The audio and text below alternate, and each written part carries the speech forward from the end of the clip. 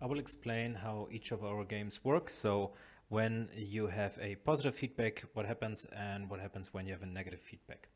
So as always, you need to choose your user. And now, as you can see already, there are some games that simply have a graphic, a screenshot, and some that have, like here, a symbol for a controller.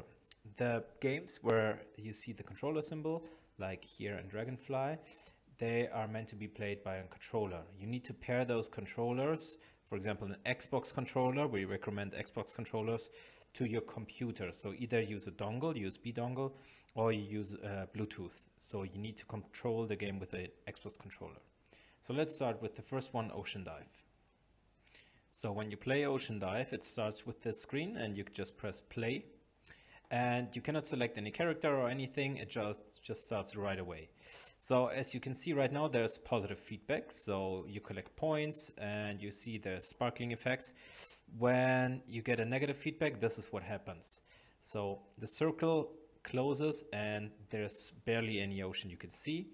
And if you get a positive feedback, you enlarge in the circle. So the game is to enlarge in the circle and get a clear view to the ground.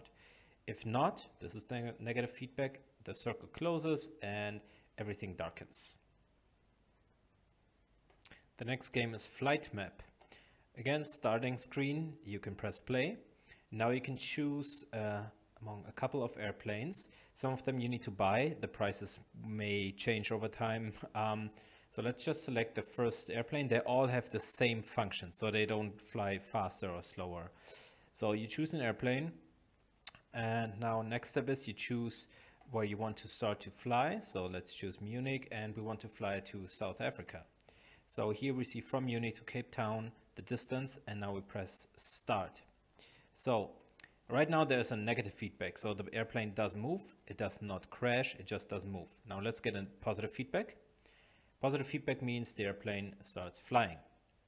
Negative feedback, the airplane stops. So you want to be patient and start moving the airplane, positive feedback. Negative feedback is the airplane stops. So obviously there's a concrete goal where you want to get to and there's no escaping. You just want to reach the destination, period. Puzzle. So let's start the game. You press play and now you can choose among 3 worlds. So first world and then the other ones you need to unlock. They all have different pictures. So background is different and the pictures you can choose. Just press select and press play. Now you can choose between 8 pictures, but you can also say select own image. Once you press that one, the Windows Explorer opens and you see you can choose your own or upload your own JPEG. So whatever you like, vacation pictures or pictures that you download online, whatever. Let's just choose any picture.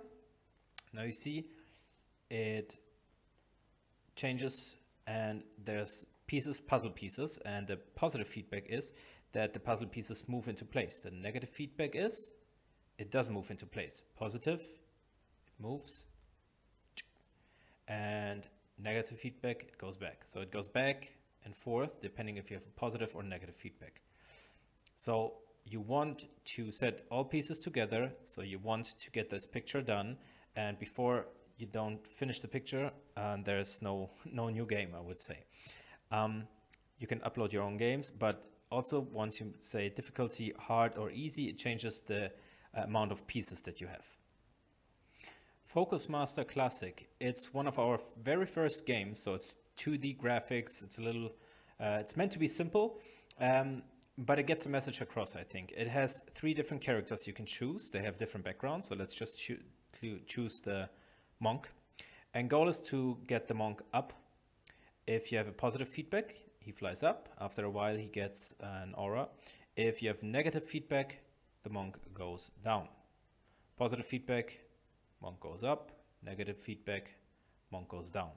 So very simple. There's not a point that where you reach, a destination or something like in different games. So it's kind of like you can play it forever. And so it's tend to stay that simple. It's meant to stay that simple. But I think it's also nice for kids and grown-ups to never have that point where you say, when are we done? You just do it and try to not drift off and not try to get, too anxious, too stress to really get the monk up flying there. Focus Master Classic. So we developed the Focus Master Classic. We developed it into Focus Master. And as you can see here, you can choose among 2 worlds. So let's just use the first one. And as a positive reward, we will come to a main menu first. So you have different characters you can unlock. Let's just choose the first one. And now the positive feedback is the character floats up, and after a while you get an aura. It depends on the left side. You always see the second bar that fills up. And negative feedback is the monk, or in this case the monk, but the character drops. And positive feedback, the monk or the character floats up. So also up and down, but a little bit more 3D special effects, and you have more characters, so a little bit more modern, but same message as before. So next game, or rather application would be correct, the Media Center. With the Media Center, once you start it, you have a dimmer, which you can first need to press show, but you have different ways of manipulating the dimmer or altering. So I press show, and so this window pops up. This window is the dimmer window. You can put it on top of anything. So you can change the size here, obviously also to full screen. If you, for example, go like this, move it to the very top of your screen, then it goes full screen. Or if you press F, then it changes from full screen to original size. Once to activate the dimmer, you press start. And right now what happens is we see this blue bar here. If you get a negative feedback, the dimmer, as you can see already, gets darkened. And in this case, we still have a little bit of visibility. So minimum means the minimum transparency or visibility. So if it's completely at 0, you see it's completely dark. If we pull this one up, it just gets slightly darkened. There's still a little bit of transparency. So if you have positive feedback, it turns completely bright. So leave this at maximum, so you don't see the dimmer. If you get negative feedback, it changes. So I would leave a little bit of transparency here. So you can move this one to the second screen, put it on top of anything. This can be a movie, Netflix, Amazon Prime, but this can also be, if you have homework or some stuff you want to show a diary, watching old pictures from vacation, whatever you like. So put the dimmer on whatever you like. You can press close, or you can just right click in the taskbar and close it. Once the dimmer is on top of something, for example here, you can still see it, but if I press the dimmer, it doesn't work because the dimmer is always on top of everything. So press close, and now for volume, it will change the entire system sound. So if I press active, then it will change the entire system sound. So now there's full sound on your entire Windows sound, and now the sound drops. Also, you see I choose not to go to completely 0, so no sound, leave it a little bit, and don't go to complete maximum, because then it will be complete 100% of sound, of volume, and this might hurt someone's ears.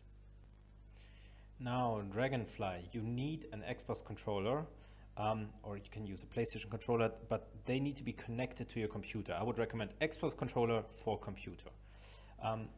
Now, this is a 3D game with some graphic effects. So, side note, you can always, with your BrainAssistant, go to the settings symbol, top right, and then here go on Windows style, not on quality, graphic quality, on fantastic, like I did. You can go on simple, fast, very fast. It will change light effects and shadows. It's not a dramatic difference. If I press good, you see in the background from fantastic, it will change especially shadows. But if you have a good computer, it will also manage to stay on fantastic. Now let's press play. Now here I can choose a dragon. Let's just use, they all have the same abilities, just the looks. And now let's use the controller, and you see now it takes a little bit. Now you see it's completely frozen. There's no positive feedback, so the dragon tries to move, but it doesn't move. Okay, so if there is a positive effect, the dragon moves. See top right, it says move L, so this stands, and you see I didn't control it. Now I'm moving my stick on my controller, and you see now it goes up, left, down. So try to try to get a good feeling for that. It might be difficult for grown-ups, but I guess kids, they all had a controller in their hands. So now there's positive feedback all over the place. If there is negative feedback, the dragon slows down, and extreme case for longer than a second or so, it freezes. So let's just play it realistically. There's movement, sometimes there's slower movement, and so this goes back and forth. So the goal is there's different worlds, and you see now there's negative feedback, now there's positive feedback, negative feedback, positive feedback. So it's kind of frustrating if the dragon doesn't move, but this is part of the game. And you see there's ice world coming up, there will be desert coming up, so it changes. You can collect points and fly through those rings to collect extra coins, but that's pretty much what you want to do. You have that flight experience. Now Dragon Bay. So let's press play, and as you can see, as with Dragonfly, I can choose my dragon. Let's choose this one, and now I can choose from level 1 to 10. Level 1, 2, 3, obviously super simple, and then it gets harder with more jumps and with more fire breathing, etc. And level 10 obviously is very demanding. So let's just choose any level, level 5. You can never continue within one level, and so once you've finished level or you finished halfway level 5, then you need to start over if you close the game. So if you have a positive feedback, then new blocks start to pop up and you collect energy left of the dragon. Right now there is negative feedback. So negative feedback, as you can see, all cubes start to shake, and after a while the dragon even freezes. So kids or people don't start to just randomly run. If there's positive feedback, you will see that everything stands still. You can move your dragon. With A, like on the right side, you can jump. It consumes energy. With X, so the blue one, you spit fire. So if I just move along and there's negative feedback, everything starts to shake, and so you can still move a little bit, but you see you will have a hard time, then it freezes completely, and you will, once you drop, you will be respawned at the blue saving point. So there's blue points, and then there's light blue and dark blue points. These are points where you automatically jump. So it's a little bit more complex, and as I said, you can jump and you collect some extra energy that you can use for jumping. And you see there's a new save point once in a while, and now let's get to the point where there's some fire spitting involved. So you see here we need to spit fire in order to make those wooden boxes burn, and so you can continue, and there's new save points. But once you get a negative feedback, see everything starts to shake. You can still move a little bit and you won't drop too much. So this is why we have this freezing effect after a couple seconds negative feedback. Now Waterfall. Just press play. It's the same style as Dragon Bay, but it doesn't require any controller. And you can see there's a gate in the middle, and right now we just have negative feedback. So let's put it into positive feedback. Positive feedback opens the gate, and as you can see, there is randomly coming down and through the water, the river, there's coming down some points that you can collect, and negative feedback is closing the gate, positive is opening the gate. So what you want to do is keep the gate open, and in order to collect points, so they fall in your pond, and negative feedback will close it, and then you don't collect any points anymore. And you can see there's an energy bar that fills up in the middle left part of the screen, and so once you have 100%, then your gate upgrades. So you kind of have a goal, but you need to start over and over again. Now let's start with continue with train your brain. So you can, or you should, use a controller as well. Top right, you have this shop item. If you press on that shop item, you can choose the background. So it makes it a little bit more fun, but I don't need a different background. But for fun, this might work. So you have 4 different categories: memory, focus, spatial thinking, and logic. They all have different approaches, so let's just play memory. So for memory, yes, we want to use this background. For memory, you have an amount of cubes, and they fly up. You have a timer, and for positive feedback, you see which cubes you need to remember. Negative feedback, they will start to fade out. Positive feedback, you still see it. So you have a performing under pressure, and you should memorize it. And so let's see, time is almost over. And now you have as much time as you want. And now you need to choose what, so I'm still controlling this now as a patient or a client with the controller. So now I press A to select this point. Press A to select this point. So now maybe I didn't remember anything. So you see, once there's negative feedback, it fades out. If there's positive feedback, it comes back as well. But there's no time pressure. But you know, still, if you want to check, oh, did I select everything? As a negative feedback, if you stress too much or you drift off, it still changes, but there's no time pressure. So I have as much time as you see. I randomly just click on anything, and if I have the feeling, you know, okay, this might work, so let's continue. I press X, like on the right side you see, and it says, this was wrong, this was missed, and this was right. And here you can have a positive or negative feedback. It doesn't change anything, so you can check a little bit, and there's no arguments on that. Now you need to press X, like on the right part of the screen, to start a new round. So I just pressed X, and so you still have an amount of time and a couple of an amount of cubes where you need to remember. Usually short-term memory is 7 plus minus 2 memories. You can do chunks, so don't overdo it. Let's show you this one. If you are in the BrainAssistant and you go on live, so home is where you start all the games. If you press on live, you see what games you play. Easy, medium, hard, extreme changes the amount of things to remember. Next one, focus. So focus, again, you can choose the background. And so you have drops, and obviously with the left trigger and the left stick you can control where it's supposed to go. And if you get it wrong, you don't get points, and if you get it right, you get points. So what is the neurofeedback effect here? So positive effect is you see the right colors, right? So if you stress or you drift off, depending on the training protocol, these start to change their color, so you don't know where to put them.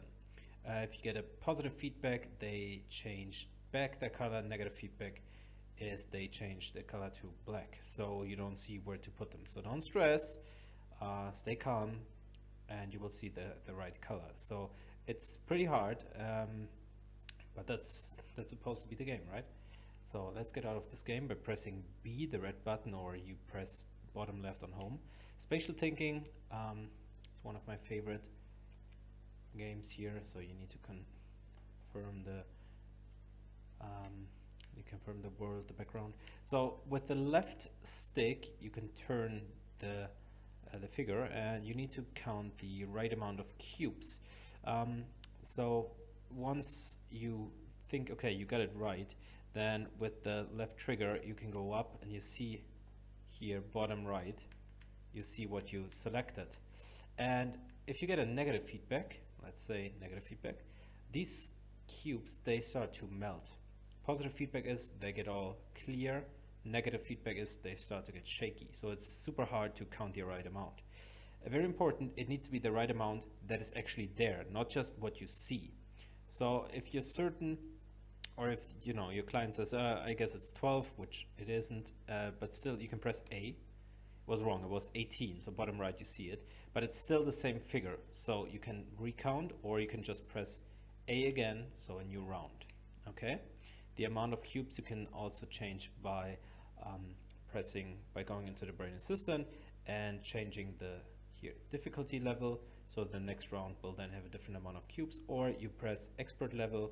Once you press expert level and you go on spatial thinking, then here you can turn up this.